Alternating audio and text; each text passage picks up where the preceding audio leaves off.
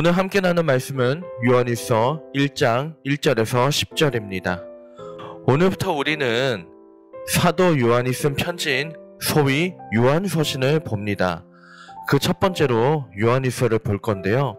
학자들에 의하면 요한일서는 에베소에서 기록되었다고 합니다. 이단들이 교회를 공격하면서 교회가 분열되는 상황에서 성도가 붙들어야 할 복음을 명확하게 밝혀주기 위해 사도 요한이 기록했을 것이라고 이야기하죠. 그렇다면 사도 요한은 무엇을 전하고자 했을까요? 그리고 그 복음에 따르면 성도는 어떻게 살아야 할까요? 이제 요한일서의 첫 번째 이야기를 봅니다. 태초부터 있는 생명의 말씀에 관하여는 우리가 들은 바요, 눈으로 본 바요, 자세히 보고 우리의 손으로 만진 바라. 이 생명이 나타나신 바 된지라. 이 영원한 생명은 우리가 보았고 증언하여 너희에게 전하노니 이는 아버지와 함께 계시다가 우리에게 나타내신 바 된 이시니라. 우리가 보고 들은 바를 너희에게도 전함은 너희로 우리와 사귐에 있게 하려 함이니 우리의 사귐은 아버지와 그의 아들 예수 그리스도와 더불어 누림이라. 우리가 이것을 쓰면 우리의 기쁨이 충만하게 하려 함이라. 우리가 그에게서 듣고 너희에게 전하는 소식은 이것이니 곧 하나님은 빛이시라. 그에게는 어둠이 조금도 없으시다는 것이니라. 만일 우리가 하나님과 사귐이 있다 하고 어둠에 행하면 거짓말을 하고 진리를 행하지 아니함이거니와 그가 빛 가운데 계신 것 같이 우리도 빛 가운데 행하면 우리가 서로 사귐이 있고 그 아들 예수의 피가 우리를 모든 죄에서 깨끗하게 하실 것이요. 만일 우리가 죄가 없다고 말하면 스스로 속이고 또 진리가 우리 속에 있지 아니할 것이요. 만일 우리가 우리 죄를 자백하면 그는 미쁘시고 의로우사 우리 죄를 사하시며 우리를 모든 불의에서 깨끗하게 하실 것이요. 만일 우리가 범죄하지 아니하였다 하면 하나님을 거짓말하는 이로 만드는 것이니 그 또한 그의 말씀이 우리 속에 있지 아니하니라. 아멘. 사도 요한은 편지를 시작하면서 예수 그리스도를 생명의 말씀으로 이야기합니다. 여기에는 두 가지 의미가 있는데요. 첫째로 예수님의 말과 행동에 하나님의 메시지가 담겨 있다는 뜻입니다. 다시 말해서 예수님은 그 자체로 하나님이 보내신 말씀인 것이죠. 그렇다면 하나님은 왜 예수님은 우리에게 보내셨을까요? 그래서 중요한 게 두 번째 의미인데요. 예수님 안에서 관계를 맺으라는 것입니다. 흔히 인간은 사회적 존재라고 말합니다. 관계를 맺어야 살 수 있는 존재란 뜻이죠. 실제로 우리는 저마다 관계를 맺으며 살아갑니다. 이때 어떤 이는 돈으로, 어떤 이는 우정으로 관계를 맺곤 합니다. 그런데 무엇이 관계의 답일까요? 성경은 처음부터 끝까지 우리에게 이야기합니다. 하나님의 형상으로 창조된 우리는 하나님 안에서 관계를 맺어야 온전할 수 있다고 말이죠.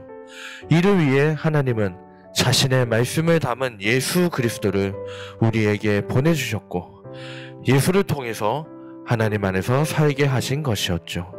그래서 사도 요한은 3절 하반절에서 이렇게 말합니다. 우리의 사귐은 아버지와 그의 아들 예수 그리스도와 더불어 누림이라. 아멘. 이어서 5절을 보면 사도 요한은 하나님을 빛이라고 이야기합니다. 이것은 하나님께 위엄이 있고 영광스러우시다라는 의미도 있겠지만 그것을 넘어서 하나님은 거짓이 없이 신실하시고 마음이 정결하시다는 의미를 담고 있습니다. 그런 점에서 사도 요한은 하나님을 믿는 우리가 어두움 속에서 살아가는 것, 다시 말해서 겉과 속이 다른 마음을 품고 거짓된 말과 행동을 일삼는 것이 맞겠냐고 우리에게 이야기하고 있습니다. 빛 대신 하나님을 믿는 우리는 역시 빛 가운데서 살아야 합니다. 신실하고 정결한 마음으로 살아야 합니다. 그러기 위해서 무엇이 필요하겠습니까? 우리 안에 있는 어둠의 불순물을 제거해야죠. 그래서 사도 요한은 한 가지를 권면합니다. 그게 9절에 나옵니다. 만일 우리가 우리 죄를 자백하면 그는 미쁘시고 의로우사 우리 죄를 사하시며 우리를 모든 불의에서 깨끗하게 하실 것이요. 아멘. 바로 죄를 자백하는 겁니다. 왜 이것이 중요합니까? 잠시는 자존심이 상할 수 있습니다. 하지만 죄를 자백하는 순간, 죄를 우리의 입술로 고백하는 순간 우리를 얽매던 죄의 굴레에서 벗어나게 되고 하나님이 우리를 다스리시는 삶이 시작되기 때문입니다. 오늘 말씀에서 우리가 함께 생각해 볼 것이 있습니다. 먼저 우리는 하나님 안에서 관계를 잘 맺고 있는지 생각해 보기를 원합니다. 예를 들어 부부나 연인끼리 만날 때에도 사실은 단둘이서 만나는 게 아닙니다. 왜냐하면 그 만남에 하나님이 계시기 때문입니다. 우리가 그것을 모르거나 부정하고 단둘이 만난다고 생각할 뿐이죠. 이제 우리의 모든 모임에 하나님을 모시기를 원합니다. 하나님의 말씀에 기초하여 말하고 행동하고 결정하는 것, 예수님이 보여주신 모습대로 상대방을 대하는 것, 예수 믿는 사람으로서 우리의 모든 관계가 이렇게 되기를 원합니다. 두 번째로 생각해 볼 것은 우리 안에 여전히 감추고 있는 죄가 있는가입니다. 예나 지금이나 자신의 흑역사를 공개하고 싶은 사람은 없습니다. 잘못을 아는데 공개하고 싶은 사람도 없습니다. 하지만 하나님께서는 우리에게 약속하셨죠. 너희가 죄를 자백하면 모든 죄를 용서하고 깨끗하게 해주겠다고 말이죠. 그 하나님을 믿는다면 이제 우리 안에 감추고 있는 죄를 고백하기를 원합니다. 말하기 힘들면 펜을 들고 적어도 좋습니다. 혹은 말하기 힘들면 컴퓨터로 치셔도 좋습니다. 하나님 앞에 솔직하게 꺼내는 게 중요합니다. 그러면 하나님께서 약속하신 대로 우리에게 참된 자유를 주실 줄 믿습니다. 이 시간 함께 결단의 기도를 올려드리겠습니다. 사랑의 하나님, 그 사랑으로 오늘도 저희를 살게 하시니 감사합니다.